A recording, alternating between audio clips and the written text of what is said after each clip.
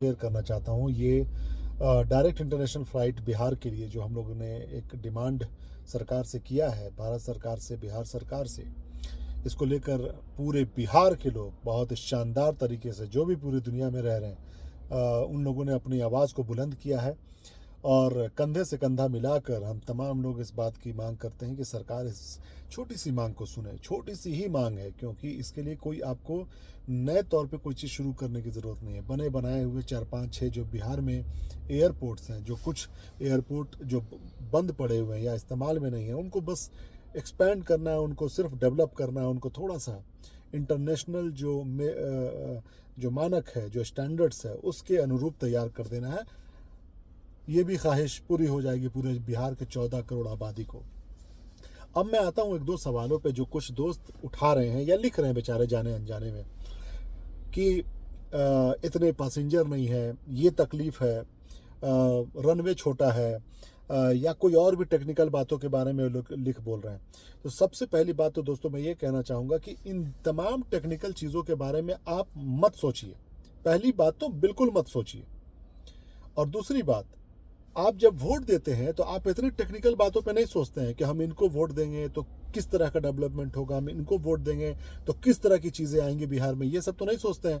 आप जिस तरह से सोचते हैं कि नहीं चलो वोट दे देते हैं इसको जिसको चाहते हैं, बात ख़त्म। उसी तरीके से जिस चीज़ की चाहत है आपको कि बिहार डेवलप करे, बिहार में इंडस्ट्री आए और एयरलाइंस का डायरेक्ट उतरना बड़े बड़े देशों से, याद रखिए ये खुद में बहुत बड़ा इंडस्ट्री है, बहुत बड़ा रोज़गार का ज़रिया बनकर ये सामने आएगा।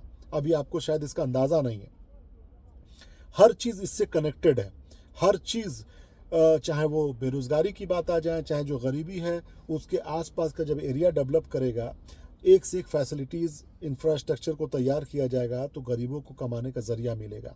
जो लोग दिल्ली मुंबई से जाके फ़्लाइट लेते हैं, उनको वहाँ पर जाके ऑफिसेज़ वगैरह में, चूँकि उसको पता है कि आया है बिहार से और इसको पैसा देना ही पड़ेगा, नहीं तो नहीं जाएगा, किसी तरीके से जुगाड़ करेगा। जब बिहार में रह के आप विदेश जाइएगा, तब आपके पास एक ऑप्शन होगा वहाँ के एजेंट से बात करने के लिए, वहाँ के ऑफिस से बात करने के लिए, क्योंकि वो सब बिहार के ही होंगे लोग, तो एक दूसरे से लिहाज होगा। लेकिन मुंबई में जब किसी ऑफिस में जाके आप बात कीजिएगा ना कि ना सर इतना पैसा नहीं, इतना पैसा लीजिए, तो कहेगा जाना जाओ नहीं तो भाड़ में जाओ। लेकिन बिहार में लोग इस तरह से नहीं बोल पाएंगे, क्योंकि सब लोग कहीं ना कहीं एक दूसरे से कनेक्टेड होंगे, सब लोग एक दूसरे को जानने वाले होंगे। और इसी वजह से कई लोग इस मांग के साथ भी नहीं हैं, क्योंकि उनकी दलाली बंद हो जाएगी। दूसरी बात, आप कभी दुबई गए हैं? जब मेट्रो का प्रोजेक्ट शुरू हुआ था, मैं बात कर रहा हूँ ये 2011, 12, 13, 14 की बात कर रहा हूँ मैं, जब दुबई मेट्रो बन के तैयार हुआ, फिर कतर मेट्रो शुरू हुआ 2013 में, फिर दुबई सऊदी का मेट्रो प्रोजेक्ट शुरू हुआ। पता है लोग क्या बात करते थे कि कौन चढ़ेगा, कौन इस्तेमाल करेगा, सबके पास तो अपनी कार है, सबके पास तो अपना जरिया है चलने का, सबके पास तो बहुत तरीके का कार है, कौन निकलना चाहेगा। और आज की तारीख में जाके देखिए, बनने के बाद इतनी भीड़ रहती है कि लोगों को बैठने की जगह नहीं मिलती है मेट्रो में।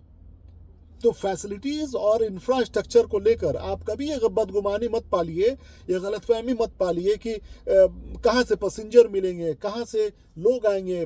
भाई आप बिहार की ही क्यों फिक्र कर रहे हैं? बिहार के अलावा बिहार के आसपास के राज्यों के भी तो लोग इस्तेमाल करेंगे। जैसे हम अगर लखनऊ का इस्तेमाल कर सकते हैं, गोरखपुर का इस्तेमाल करते हैं, और वहाँ पर ऐसा तो है नहीं कि जितनी फ़्लाइट्स उतर रही है सिर्फ उतने ही लोग आ रहे हैं जा रहे हैं। वहाँ के भी लोग पटना उतर सकते हैं और पटना से 4-5 घंटे का रास्ता तय करके जा सकते हैं, यूपी में, कलकत्ता में, बंगाल में और भी जगह पर। और बिहार के लोग जो आज नहीं सोचते हैं सफ़र करने के की एक ही कारण होती है, वो ये होता है कि हमारे पास ज़रिया नहीं है डायरेक्ट पहुँचने का। तो बहुत लोग डिले कर देते, छोड़ो यार किसी और वक्त में जाएंगे, कभी और जाएंगे। लेकिन जब उनके पास ऑप्शन होगा, पटना के अकेले में सिर्फ अगर बात कर दूं तो एक से एक वहाँ पे करोड़ों लाखों लोग रहने वाले लोग हैं, जो बिजनेसमैन हैं, वो सीधे उम्रा हज वगैरह करने के लिए और घूमने के लिए, अपने बिजनेस को एक्सपेंड करने के लिए वो इसका इस्तेमाल करेंगे।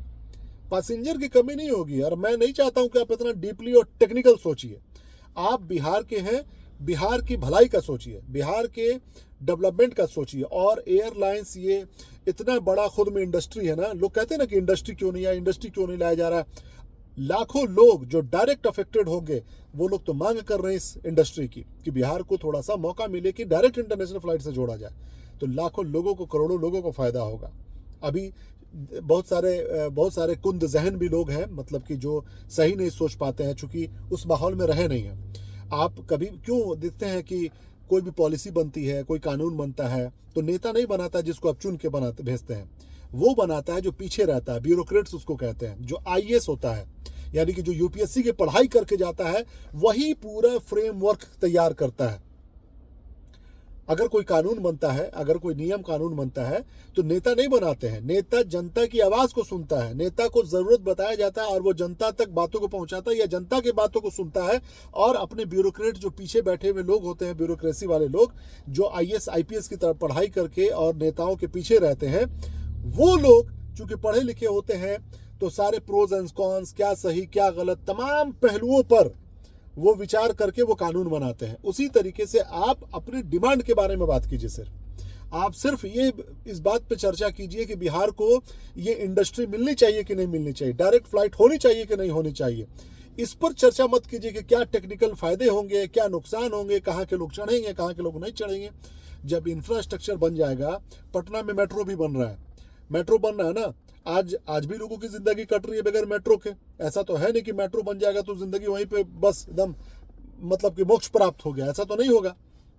उसी तरीके से मेट्रो बन रहा है तो मेट्रो का भी लोग इस्तेमाल करेंगे। इसके बावजूद भी सड़कों पे कारें चलेंगी, टैक्सियां चलेंगी, साइकिल चलेंगे, रिक्शा चलेंगे, तमाम चीजें चलेंगी। तो इंफ्रास्ट्रक्चर जितना डेवलप होगा उतना ही इंसान को फायदा होगा। उसी तरीके से एयरलाइंस है, एयरलाइंस जितना बनेगा, जितनी भी लोगों से कनेक्टिविटी बढ़ेगी, जितना दुनिया से कनेक्टिविटी बढ़ेगी। और एक बात, कुछ, मैं ये शब्द का इस्तेमाल नहीं करना चाहता, कुछ जाहिल किस्म के भी लोग हैं जो आपके जिंदगी से जुड़े हुए फायदे और नुकसान को कम फायदा ज्यादा फायदा, ये ज्यादा जरूरी वो ज्यादा जरूरी, इस तरह के चीजों में आपको लपेटे हुए हैं। और ऐसे जाहिलों से मैं कहना चाहता हूं कि बिल्कुल भी आप इस फिक्र में मत रहें। कल को कहा जाएगा कि देश में बलात्कार हो रहा, बलात्कार के लिए तुमको तो सड़क पे उतरना चाहिए।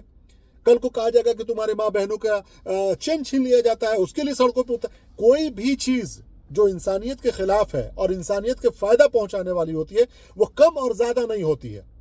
जिसको जो भी मुद्दा जरूरी लगता है उस पर बात करें, कोई कम नहीं। अब ये नहीं कहूंगा कि आप इस पर बात कर रहे हैं तो ना, नहीं बहुत घटिया बात है, बेकार बात है, उसकी जरूरत ही नहीं है, पहले ये जरूरी। कोई कम और ज्यादा जरूरी नहीं होता है। जिसको जो समझ में आए, जिसके हिसाब से जिंदगी को बेहतर बनाने के लिए जो भी तरीके की बात हो, उन तमाम चीजों का समर्थन होना चाहिए।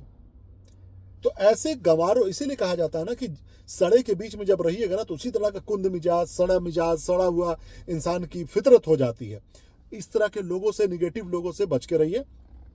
UAE, Qatar, Oman, Bahrain, Kuwait, तमाम जगह से लोग लगातार इस बारे में बात कर रहे हैं। इसी तरीके से बात करते रहिए। मैं दावे के साथ कह रहा हूं कि एक वक्त आएगा जब आपसे जुड़े हुए परिवार के लोग जब इस बारे में बात करना शुरू कर देंगे, तो नेताओं को भी सोचना पड़ेगा, उनके बारे में बात करनी ही पड़ेगी, कोई ना कोई कदम उठाना पड़ेगा। उनको लग जाएगा कि नहीं भाई, ये लाखों लोग अगर विदेश में काम कर रहे हैं तो उनसे जुड़े करोड़ों लोग हमारे खिलाफ हो जाएंगे। और एक सरकार बनने में याद रखिएगा 70-80 लाख वोट का ही फर्क होता है। और उतना फर्क सिर्फ विदेश के लोग अगर ये कह दें कि नहीं, अगर आप नहीं बनाएंगे तो हम अपने पूरे परिवार को मना करेंगे आपको वोट देने से। तो पहले डिमांड जितना स्ट्रांग होगा, किसी भी चीज की जरूरत तभी बाजार में आती है जब उसका डिमांड खूब तेज होता है, खूब मजबूती से उसकी डिमांड होती है। मालदह आम कैसे देखते हैं, मार्केट में आता है, बहुत तरह के आम आते हैं, मालदह आम का एक अलग ही डिमांड होता है। तो डिमांड जब होता है तो महंगा भी मिलेगा।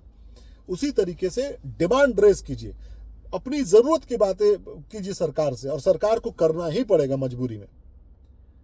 बहुत बहुत धन्यवाद। चलिए, बिहार मांगे डायरेक्ट इंटरनेशनल फ्लाइट, ये हमारा मुद्दा है, मुद्दा था, मुद्दा ही रहेगा। और आगे जब तक ये नहीं बनता है, इसमें वक्त लगेगा। एक पॉइंट और, इसमें वक्त लगेगा।